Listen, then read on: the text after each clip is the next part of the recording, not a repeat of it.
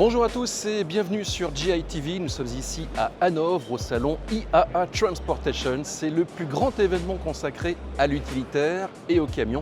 Et la bonne nouvelle, c'est que l'hydrogène est en vedette cette année pour cette édition 2024. Tout de suite, visite guidée. Et on commence par les utilitaires. Renault a fait fort avec le nouveau Master à hydrogène qui arrivera fin 2025 grâce à une nouvelle pile et à une meilleure intégration de la technologie. Ce véhicule revendique une autonomie de 700 km, c'est du jamais vu sur ce marché encore émergent. Et en plus, Renault a décroché au passage le titre envié de Van of the Year grâce à sa plateforme multi-énergie qui combine thermique, électrique et hydrogène. Le salon a été l'occasion pour le groupe Stellantis de présenter également un nouveau modèle. Voici l'Opel Imovano Hydrogen. Il inaugure une nouvelle famille de grands fourgons au sein du groupe et propose 500 km d'autonomie. Pour Stellantis, qui est leader de l'utilitaire en Europe, l'hydrogène est une solution intéressante pour les gros rouleurs. Je pense que le point important, c'est effectivement de ne pas oublier que cette technologie hydrogène est complémentaire à celle de l'électrique. Elle répond à des besoins additionnels pour une plus grande distance d'usage, pour des usages très fréquents qui ne permettent pas d'interruption de charge. Ça, c'est important. Nous complétons l'offre, nous y croyons. Nous sommes pionniers avec 2 offres concrètes qui sont dans la rue. Et ce qui est important, c'est de voir que cette technologie, elle émerge, elle est croissante et elle va évoluer avec, il est clair, une infrastructure qui va progressivement prendre de l'ampleur. Des régions en France sont plus actives, plus prêtes que d'autres peut-être aujourd'hui. D'autres pays tels que l'Allemagne aujourd'hui accélèrent sur cette technologie. Donc nous sommes confiants dans le fait que dans les mois et les années qui viennent, cette technologie va continuer de prendre de l'ampleur. Également présent au salon, Toyota a choisi de venir avec son pick-up Hilux qui a été mis en avant dans le cadre des Jeux Olympiques cet été. Il devrait sortir en 2026. Ce pick-up est équipé d'une pile à combustible qui pourrait prendre place à bord de futurs véhicules lourds, dont des utilitaires. Nostalgique de Paris 2024, le constructeur japonais avait même ramené les maquettes illustrant tous les cas d'usage de la mobilité hydrogène, de la voiture au bateau. Pour en revenir à l'utilitaire, on pouvait essayer sur place ce Peugeot Boxer, transformé par l'équipementier Finia. Il embarque un moteur à hydrogène. Ça fait du sens d'abord sur les flottes captives. Aujourd'hui, c'est une solution qui est de plus en plus prouvée en termes de performance et en termes d'émissions, reconnue comme zéro émission.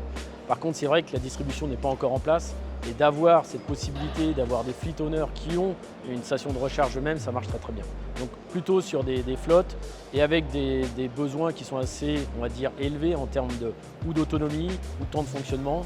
Donc ça peut être du light commercial véhicule utilisé de manière intensive, des off-road, pelleteuses ou ce genre de choses, mais clairement des choses qui vont partir avec des petites flottes. Alors, pile ou moteur à hydrogène ? Le débat reste ouvert et la plupart des acteurs proposent désormais les 2 solutions. Un équipementier comme Bosch a mis en avant cette technologie, tout comme l'allemand EKPO qui est partenaire d'OP Mobility. Et bien sûr, il y a le français Symbio qui collabore avec l'allemand Schaeffler au niveau des plaques bipolaires. C'est la première sortie de leur société commune Inoplate. Du côté des constructeurs, Daimler Truck continue à mettre en avant son camion avec pile à combustible et hydrogène liquide, lequel détient un record d'autonomie, même choix de la pile du côté de Volvo. Et pour cause, les deux sont associés à travers l'entreprise Cellcentric qui développe des piles à combustible. Ce loueur allemand de camions utilise la technologie de Hyundai avec le camion X-Science dont des dizaines d'exemplaires roulent dans le pays.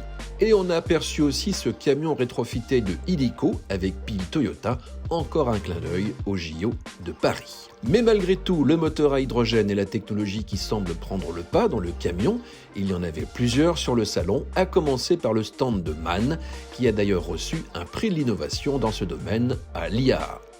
Grosse surprise chez Iveco où on montrait cette année un moteur à hydrogène alors que le constructeur italien communiquait jusqu'à présent sur la pile, mais on reste en famille puisque le moteur vient du groupe Fiat et plus précisément de FPT Industrial. Précisons au passage que ce même motoriste présentait un moteur pour camion capable de rouler à l'ithane, un mélange de gaz et d'hydrogène. Le moteur à hydrogène a pour avantage de pouvoir être déployé plus rapidement sur les camions et il est moins cher en comparaison avec la pile à combustible, un argument qui a toute son importance. Du côté du stockage, une autre question se pose, hydrogène gazeux ou bien liquide ? Chez OP Mobility, ex-Plastic Omnium, on a tranché la question. Nous, on pense que ce sera le gazeux. On pense que ce sera le gazeux qui répond aux plus grands usages de l'ensemble de la mobilité. Et un des enjeux de l'hydrogène, ce n'est pas la technologie de l'hydrogène dans le véhicule, c'est l'infrastructure. Et donc il faut qu'il y ait une infrastructure qui soit la plus homogène possible. Et aujourd'hui, quand on regarde le train, quand on regarde le véhicule utilitaire, quand on regarde le camion, de façon générale, la majorité va vers le gazeux. Et donc nous, on est engagés surtout sur le gazeux. Pour sa part, le concurrent Forvia présentait ce mode de stockage liquide. La solution intéresse un constructeur chinois de camions, FAW. Pour que l'hydrogène puisse s'imposer, il faut bien sûr développer les stations. Voici ce que propose un opérateur d'énergie allemand. Et il faut prévoir aussi en amont tout l'écosystème pour la production, le stockage et l'acheminement jusqu'au site de consommation. En résumé, dans l'utilitaire comme dans le camion, les constructeurs ont une approche multi-énergie, mais clairement, l'hydrogène a toute sa place. Voilà, c'est terminé pour cette édition 2024 de l'IA de Hanovre. À bientôt sur GITV.